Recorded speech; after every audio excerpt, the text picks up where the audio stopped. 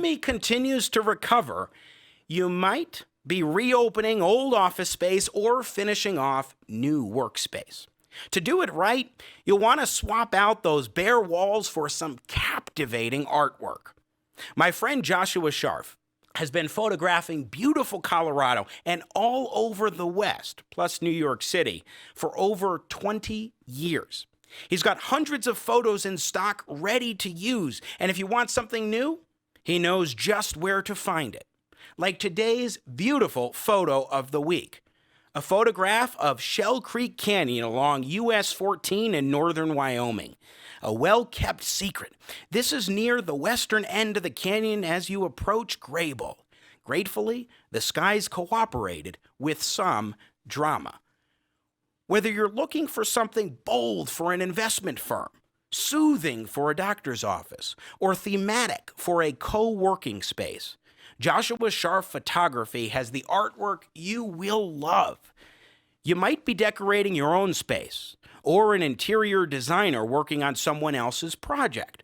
Either way, give Joshua Scharf Photography a call at 303-520-7503. That's 303-520-7503, or check in to his website at photo.jscharf.com today.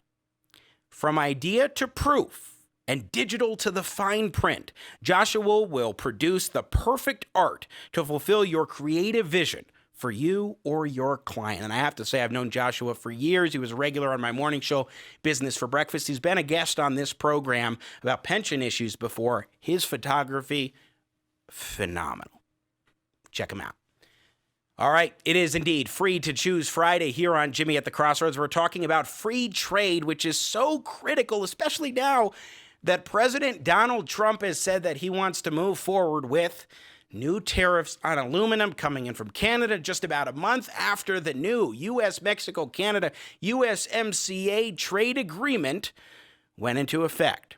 To talk about this and the reasoning behind free trade, why it's important, why it's so valuable, I am pleased to welcome to the program the Associate Director of the Center for Trade Policy Studies at the Cato Institute. We have now Mr. Simon Lester joining us here on Jimmy at the Crossroads. Simon, welcome to the program. Good to be here with you, Jimmy. Good to see you.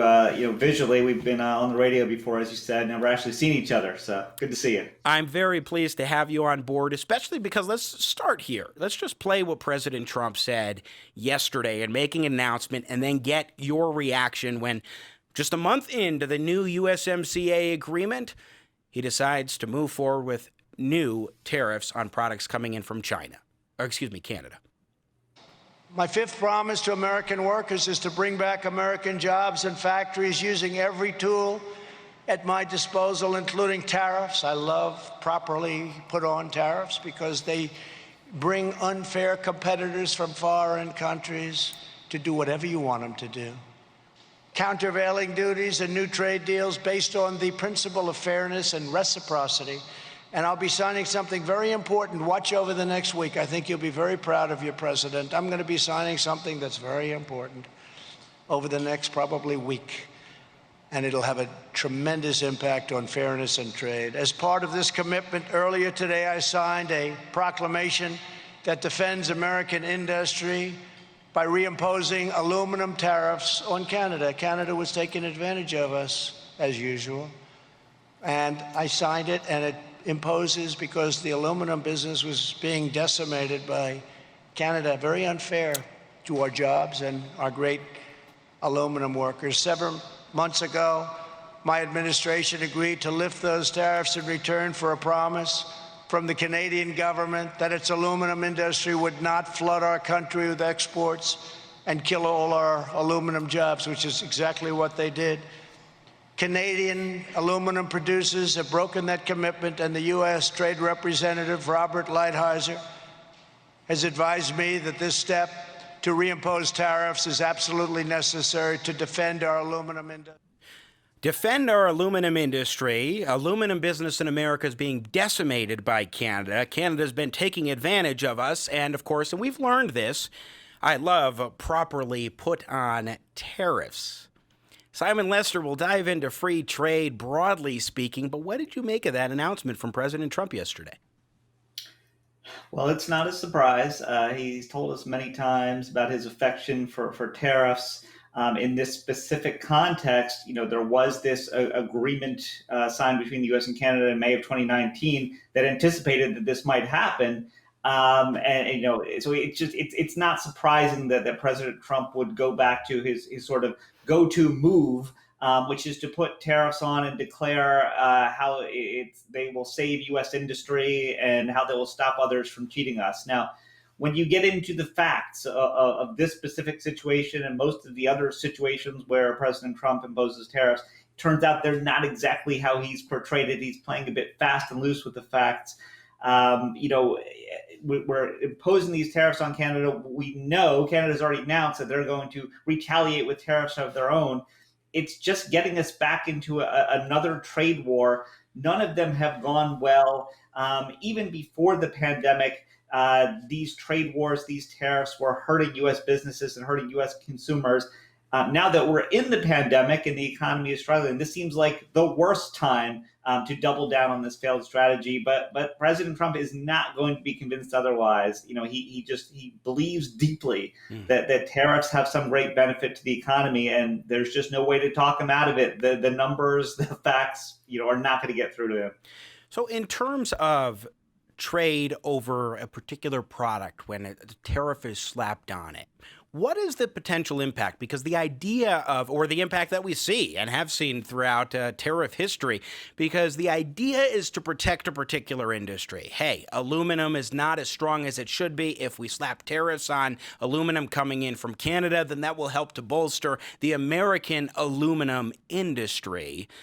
Does it work out that way, and does it work to the overall benefit of the American economy? Because it sounds like you agree with me that it does not. Look, you can use tariffs to protect a small group of producers from competition, from foreign competition. You can do that. So if you want to keep this factory, in business for forever by protecting them from competition, you can do it. It's just that there's a cost to everyone else. And that everyone else is sort of made up of two big components. One is the consumers, who most of that tax gets passed along to. It means you and me and your listeners, your viewers, will pay more for specific products in the marketplace. And now if it's just one product, you might say, well, it's just a few cents or a few dollars. But you add up all the products that the tariffs are imposed on, it ends up being a couple $1,000s a year that you don't even notice you're paying more for. So the consumers is one side of it. The other is businesses. So, a lot of businesses use a number of inputs in their product. So let's say you're talking about washing machines, and President Trump was giving this speech at a washing machine factory, the company Whirlpool. They use aluminum in their product. So if you're gonna impose a tariff on aluminum imports, that means that U.S. producers of washing machines and beer cans and other products will end up paying more. It makes them less competitive when they're trying to compete against foreign producers, and it means they have to pass along the costs as well. So when you look at the overall picture of the impact of tariffs, when you add it up, and it's going to vary by sector, but it always turns out that overall economic welfare has been decreased. It is true that you can help out this specific company, and that's one of the big problems with tariffs is they can help specific companies. So companies who are good at lobbying can get tariffs imposed that help them. But the rest of us pay for it. I want to go to cut 3 because our patron economist here on Free to Choose Fridays is, as you can guess, Simon Lester, the Cato Institute, Milton Friedman. And back in 1980, as part of his Free to Choose series, he did an episode focused on free trade. And this is a point he made that I think is very apropos here to this discussion right now. More politics of it. On the politics of it, of course it's not politically feasible. Why? Because it's only in the general interest and in nobody's special interest. Each of us is fundamentally has more concern with our role as a producer of one product than we have as a consumer of 1,001 products. The benefits of a tariff are visible. Mr. Deason can see that his workers are, quote, protected. The harm which a tariff does is invisible. It's spread widely. There are people who don't have jobs because of the tariffs, but they don't know they don't have jobs. There's nobody who can organize them. Consumers all over are paying a little more for this, that, and the other thing.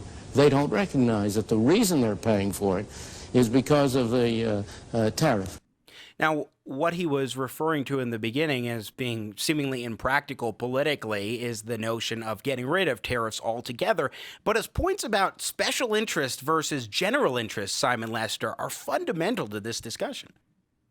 That's right. If you look at the aggregate economic analysis, you say, why would you ever do this kind of thing? You're hurting the economy. But the benefits are so targeted. There are specific companies who benefit significantly, so they have a strong interest in lobbying for tariffs. Whereas, the consumers like you and me, I mean, it's hard to measure the actual benefit. It's hard for us to organize in response, and so we end up losing a lot of these fights. Now, one of the things that I think has changed, and I talked about this a little bit earlier, is that more and more as production gets integrated across countries, there are specific companies who recognize the cost of tariffs because they're using imported goods as inputs. So they're able to organize a little bit better now. I think there are companies who can push back a bit and say, all right, well, maybe this aluminum tariff is hurting this aluminum company here, but it's hurting our beer can production, it's hurting our washing machine production, it's hurting our automobile production. So it's evening out a little bit, but it's still, we're still in a situation where the targeted benefits of tariffs to specific companies are hard to overcome politically, even if all the economists agree, and even if when you explain it to consumers they agree. Just the motivation of specific companies to lobby for tariffs is strong. And it's hard to fight back against. You made a very important distinction there about what we're talking about in this conversation about tariffs and trade. Simon Lester, again, our guest from the Cato Institute. Imported goods used as inputs. There's an important distinction to be made there, that this is not something that is just in a vacuum where, oh my gosh, aluminum is a finished good, for example, that is being imported to the United States from Canada and then put into the market. No, it's used, for example, in beer cans and other products, hence why the Beer Institute is strongly opposed to this move on the part of the Trump administration. Yeah, that's right. And I think that's something there's been increasing recognition of that over the past 20 or 30 years. I mean, we used to think of just finished products. Everything is made in one place. The full beer can, the full automobile is all made in one place. But that's changed a bit, and companies have started to specialize. And it's not purely an international phenomenon. It's just people recognize that we don't need to make every stage of the process. Like maybe Henry Ford did, not that he was making his own steel, and we're sort of farming that a bit. And we'll do this part, and we'll buy the inputs from over here, and that has changed the trade debate to some extent, because now when you have imports of these inputs, there are businesses out there, there are industries that are directly affected by tariffs, and can organize themselves a little bit better than the consumers have. So whenever you have this debate about tariffs on particular products, you'll see more and more the industries that rely on imports for their inputs have been pushing back against it and making the argument that, hey, this tariff might be helping company X, but companies Y and Z over here are getting hurt by it.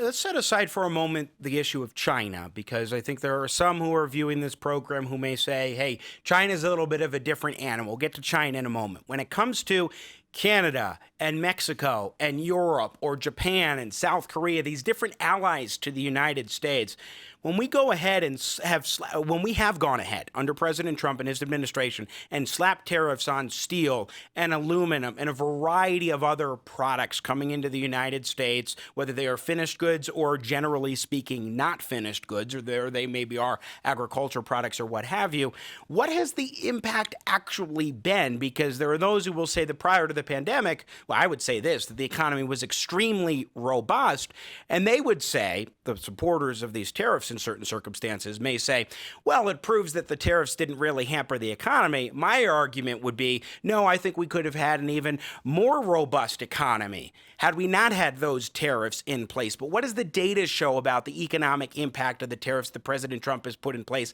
on American allies?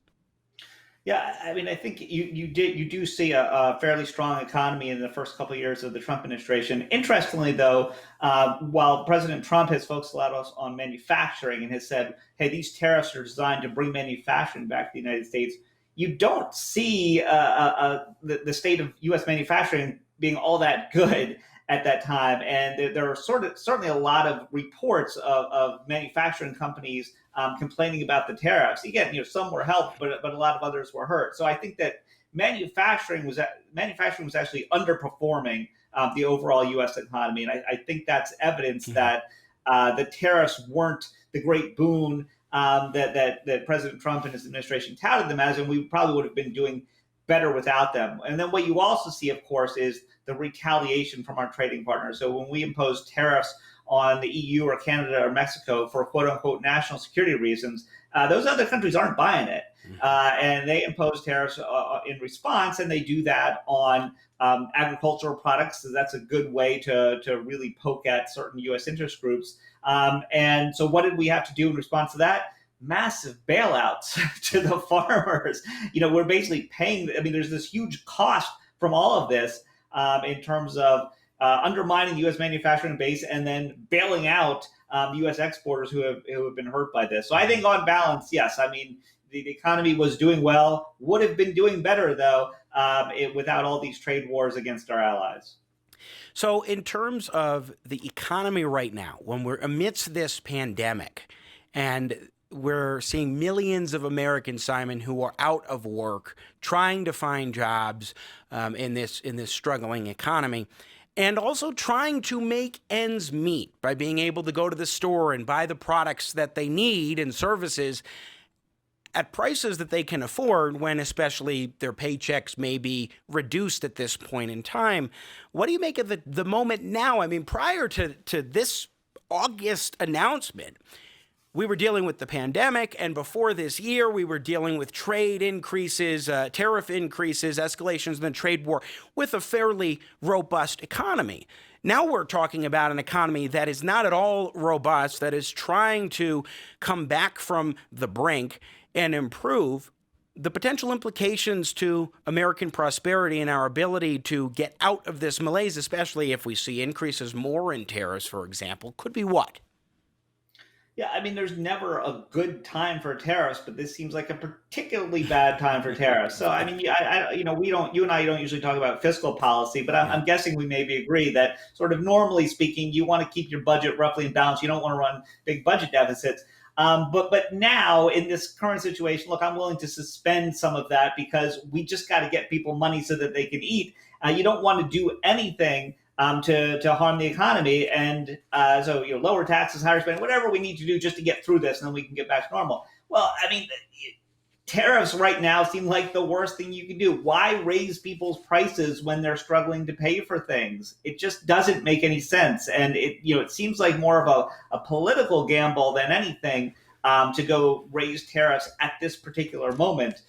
President Trump is betting that this is one of the things that helped get him elected in the first place. Now we can talk about it. We don't know actually why people voted for him. We can be skeptical of that, but it seems like that's the calculation he's doing. And we'll watch it. We've watched this play out over the past couple of years. We can continue to look at the evidence and make the case for why tariffs are bad. Maybe this will give us more evidence against it and will help us down the road. But for now, it seems like we're stuck with it. It's going to play out. We're going to have tariffs and retaliatory tariffs, and people will have to deal with it, unfortunately. It's not a good time for it. A common point that I like to make is about how Republicans, including President Trump, because we saw it in the Tax Cuts and Jobs Act in 2017, advocate for corporate tax cuts. Let's cut the tax burden on corporations so that they can invest more, so they can hire more people, so on and so forth.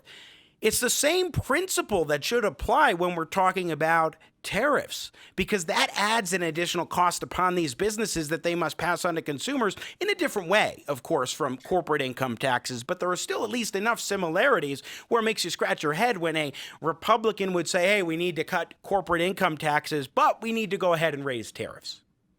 Maybe it's unfortunate that we gave them the name tariffs. And if we just called them import taxes, people would have had a better sense of what they are. A tariff, well, that's some strange thing. I wouldn't have to pay that. When do I ever have to pay tariffs? So I don't have to worry about it. but it's just a tax. Their taxes are imposed different ways. They're collected at different points in time, but ultimately they're going to get passed along to a consumer and or a business. You're going to have to pay these things. And it's strange that, some, groups of Republicans and Democrats, obviously, although Democrats are less, concerned about taxes, so you can understand why they support tariffs. But if Republicans are concerned about taxes, they should recognize that a tariff is just a tax, and that people will have to pay it just like they have to pay any other tax.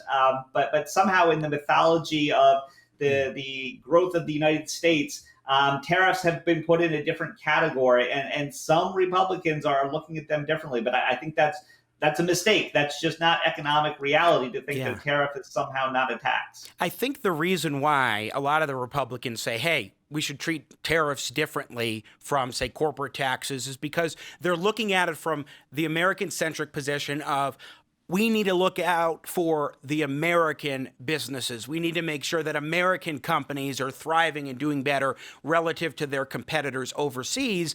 That when we're talking about corporate income taxes, you're particularly focusing in on American companies competing against other American companies within the American economy.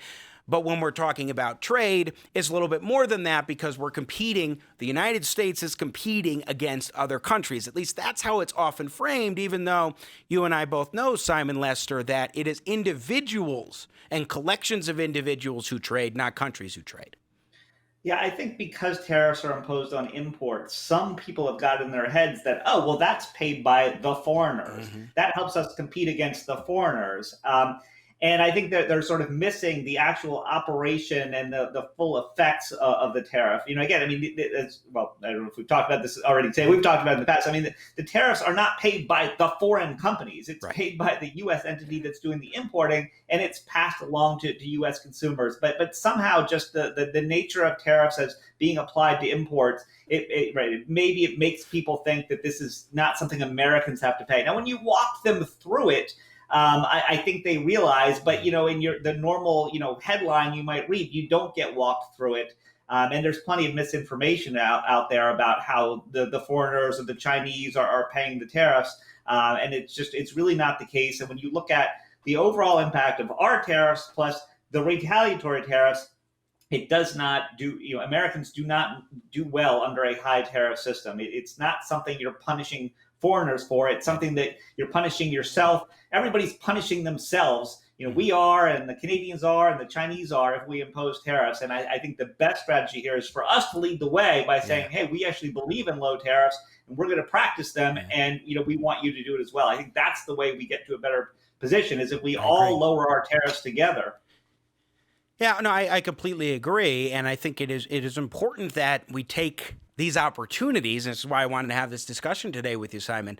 We have these opportunities and take advantage of them to discuss the importance of trade and why free trade is something significant and a boon to the American economy. I mean, I know I've seen research from Cato Institute that has pointed out that when we have lower tariffs, that tends to track with higher economic growth versus higher tariffs that seems to track with lower economic growth. And something else, too, that fits into that is this notion of a trade deficit, which, and I'd love for you to speak to this because President Trump likes to talk about it, others constantly do as a justification for slapping tariffs on products. There's this idea that, oh my gosh, if we have more imports of a product that we're bringing in from the country, or the collection of products that we're bringing in from another country into the United States, and we're giving out more money as a result, or paying more money as a result, that we have this sort of trade deficit. But first of all, and please speak to this, trade deficit is very much a myth. It's a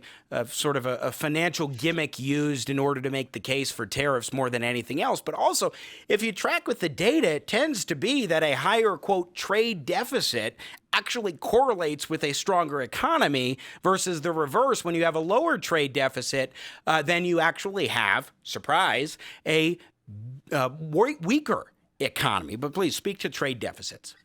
Yeah, there's nothing inherently bad or wrong with a trade deficit. What you need to look for is the underlying economic conditions. And so, there are certainly countries, in the world at various points in history who have had a trade deficit, and it signified that their economy was collapsing.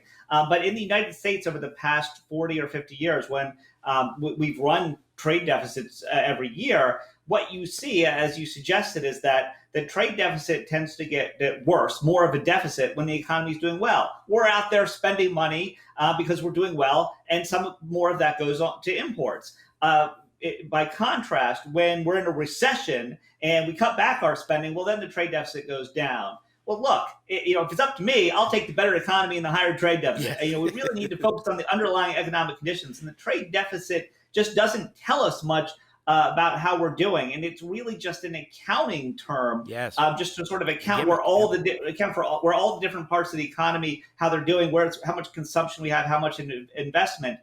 So it's just in practice in the United States for the past 50 years, the trade deficit doesn't really tell us anything. So there's something inherently bad about it. I think part of it is just the word deficit sounds bad. Well, you wouldn't want a deficit. You'd always want a surplus, right?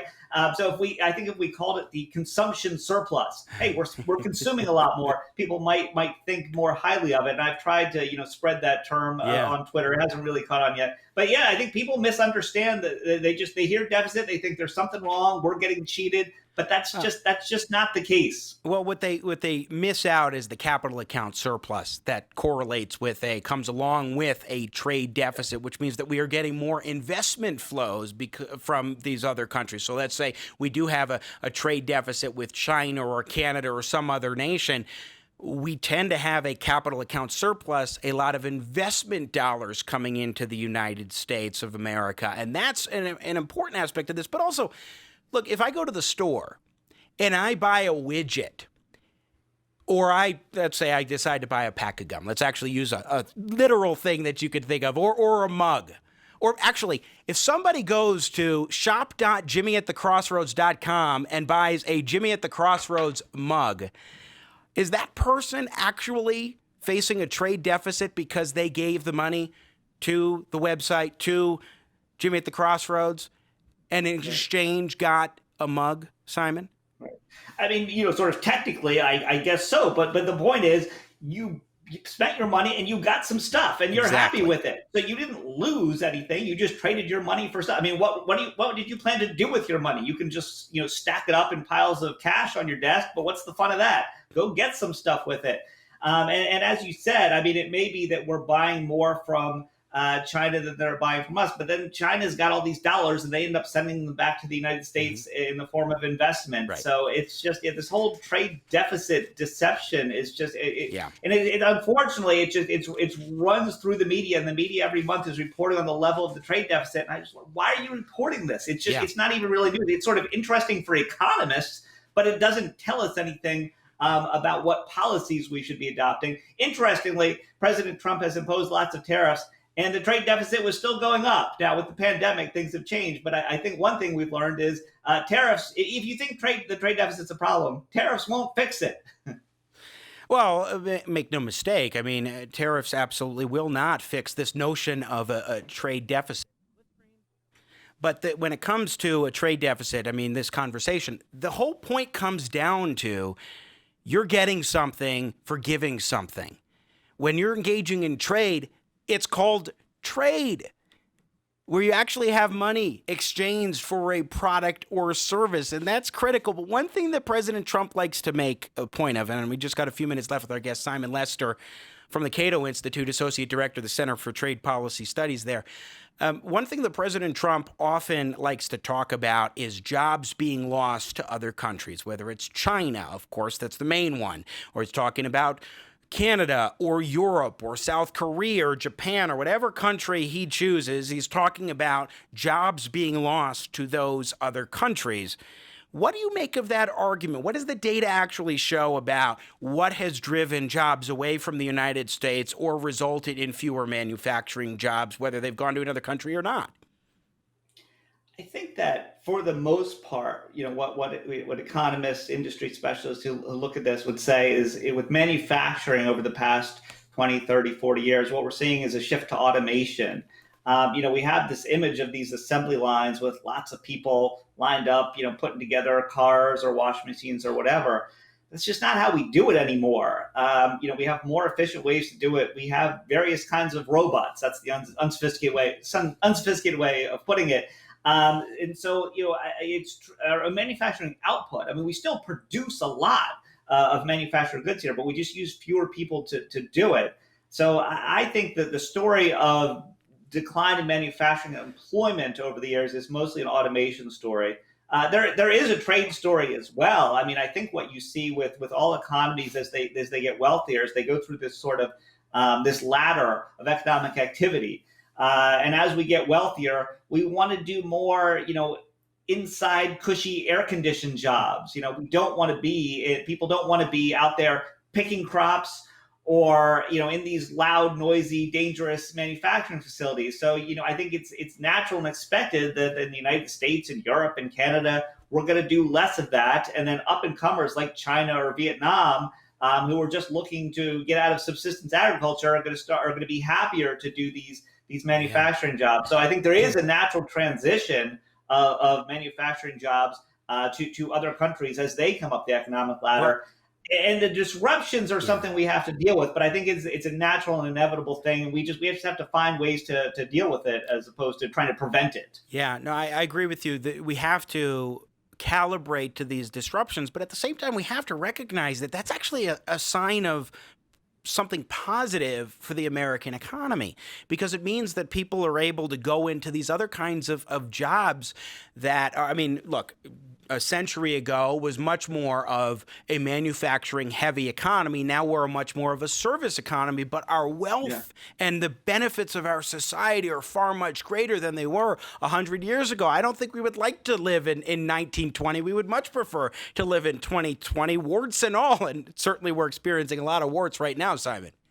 Yeah. No, I mean, to me, that just sounds like stagnation. If you want to have a 1950s or 1920s economy, I don't think that makes a lot of sense. What makes sense is to improve our education, our training, develop new skills, and add more value to the economy. I mean, don't we want to be designing the software or the style of the Apple iPhone rather than sitting there plopping them together in a factory? I mean, it makes sense for us to try to do more and to be better rather than just say, we're going to do it the same way we did, the way our ancestors did 100, 150 years ago. Yeah. Just finally, I want to talk about China here with you, Simon Lester from the Cato Institute, because, of course, this is the one where there are a lot of people who will say, okay, I think that there are some, it's an exception to the rule, even some strong free trade advocates. Larry Kudlow, historically bullish on free trade, is pretty relatively hawkish on China when it comes to trade, certainly since he joined the Trump administration as a senior economic advisor. But when it comes to China, what do you make of the state of play over the past couple of years in terms of the China trade war, its impact, its benefits, its negativity? I think the trade war has not helped much with any of the problems. I think there are real problems. So I think the story with China is they negotiated their accession to the World Trade Organization from 1986 to 1999. And at that time, they were relatively poor. So we asked them to reduce their tariffs, and they did from, so it was from 40% to around 10%. And that was good. But in the last 20 years, they've gotten a lot wealthier. So I think it's time for them to step up and do more. And the question is, well, how do you get them to do that? And what I would recommend is for the United States to organize an effort amongst all the other, moderately free trading nations out here, because nobody's perfect, but the EU and Canada and Australia and Japan, to go together and put pressure on China to ramp up their commitments to free trade.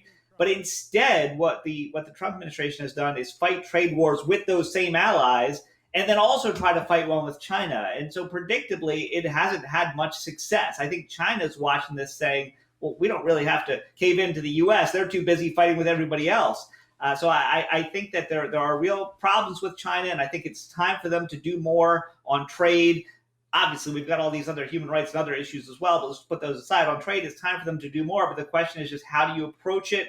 How do you negotiate? What's your strategy? And I don't think we've had a good one. I think we've got to work with our allies on this if we want to have success. When I think now more than ever, allies are willing to jump on board with challenging China in more formidable ways. I mean, I think that they could have been more effective in focusing on challenging China with a slew of other nations allied around the United States in some sort of coalition, as opposed to starting a trade war with Europe and with Canada and with Mexico and with South Korea and with Japan at various points and in various different scales. Instead of doing that, focus on a united effort in challenging China together. And I definitely agree with you that that could have worked more. But at the same time, right now we are facing these human rights abuses. And there is a point which I actually find compelling at this juncture, is the idea of undoing all of the tariffs right now when you need to be keeping pressure on China when it comes to Hong Kong, when it comes to Taiwan, when it comes to what they're doing with the Muslim population in China right now, is that you send a bad signal if you actually start easing up right now. Even though they are, I agree with you, two separate issues overall, the idea of loosening the trade restrictions on China at this juncture with all of these human rights violations going on, may send the wrong kind of signal to the Chinese regime. Well, I think that politically it might make sense to first organize that alternative strategy, Yes. right? Rather than just say, hey, we're pulling back, and then China thinks, great, well, now we don't have to do anything. No, I think first you sit down with your ally. Well, first you start having trade wars with your allies, and then you sit down with them and say, all right, what's our strategy for China? And you get that in place. Yes. And at that point, if you have the effective alternative strategy, I think you can withdraw the tariffs without looking weak or feeling like you're caving into China. So I think that the step one with this is to sit down with Europeans and Canadians and Koreans and Japanese and say, all right, what are we going to do here? And that's obviously what to do is a whole nother show. Yeah. But you got to sit down and start talking about it before you can come up with a strategy. What's so interesting too is that, look, we've got all this conversation about China. When we're talking about trade specifically, say 2017, 2018 into 2019, China was the bogeyman when it came to trade. Back in Milton Friedman's time in the 1980s, and Donald Trump was constantly speaking about this during the 1980s as well, it was Japan. So we constantly, and nobody's looking at Japan as a particular threat economically at this point in time. It's just so interesting when you compare a lot of the rhetoric that Donald Trump was saying back in the 80s or that Milton Friedman was saying back in the 80s about Japan. The same things would apply if Friedman were alive today, I think, on China. And of course, it's very similar rhetoric that President Trump is using on China today regarding trade. Absolutely. It's a repeat. I lived through that period too. Yeah. I mean, back then we were saying a lot of the same things they were saying about Japan, and people were worried about Japan taking over the world and they were going to dominate us. And then it didn't happen, and to be honest, it's hard to predict these things, but I look at China's demography, they're not having many kids there. And I feel like their economy, the biggest problem China's going to have in the next 10 or 15 years is just keeping their economy afloat when suddenly they just don't have the new workers coming into the workforce. And I feel like the threat from China could look very different in 10 or 20 years. Right now it looks like they're growing endlessly and inevitably, and they're going to be the dominant force. But it might be that they fade a lot, just like Japan does, and they just turn into another normal country economically. Their political system's a whole other story, and again, that's another show. But economically, they could look like much less of a threat. And then maybe we see a transition to India and Vietnam and Malaysia and other Asian countries rising and being a threat to China, and then China is sort of acting like the United States does now and worrying about competition from poor countries. Final question for you, Simon Lester. I so appreciate your time. It always is fascinating when we delve into these kind of substantive discussions on important issues. Is there anything else that we should really know or keep in mind about trade at this juncture, especially as we're going into this heated election season, even more closely, getting closer and closer to the November election day? Ballots just a matter of weeks away. So the politics of trade are an interesting animal, but anything we should know about the economics and the benefits of trade or the negatives of tariffs or any of these discussions that we're talking about? Let me leave you with one more thought. So tariffs are an easy one. People are familiar with it. Many of them have heard the basis of the argument. But one that I find frustrating that people seem less aware of is Buy America government procurement programs. Somehow people see those differently. And if it's got America in it, well, it must be good for America. But when the U.S. government says, well, we're only going to buy American products, not foreign ones, it's the same as using tariffs. You're basically limiting yourself to a narrow subset of products. You're paying more for them because you have less competition. And you're not taking advantage of cheaper foreign products. And then other governments do the same thing. And when they have their government procurement, they won't buy American products. So Buy America is not some clever alternative to tariffs. It's the same thing. And so don't be sucked into the fact that it's got America in the title. It's a problem for all the same reasons that the tariffs are a problem. Yeah. You can make a choice as a consumer to buy American. Some may even encourage Absolutely. that kind of behavior. But having the government force certain Buy American policies is a whole different story. Well put, Simon Lester. Again, Associate Director of the Center for Trade Policy Studies at the Cato Institute. Thank you so much for taking so much time today. I really appreciate the opportunity to dive in with you on this Free to Choose Friday. No problem. Yeah, good to be here with you. Thank you. Once again, Simon Lester joining us from the Cato Institute here on Jimmy at the Crossroads. Thanks for watching this clip of Jimmy at the Crossroads. Don't miss more engaging, intelligent talk. Subscribe today to the Jimmy at the Crossroads YouTube channel. You do not want to miss our live show. Thanks for your support.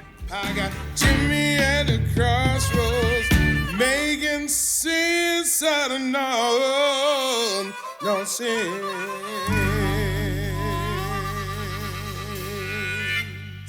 Yeah.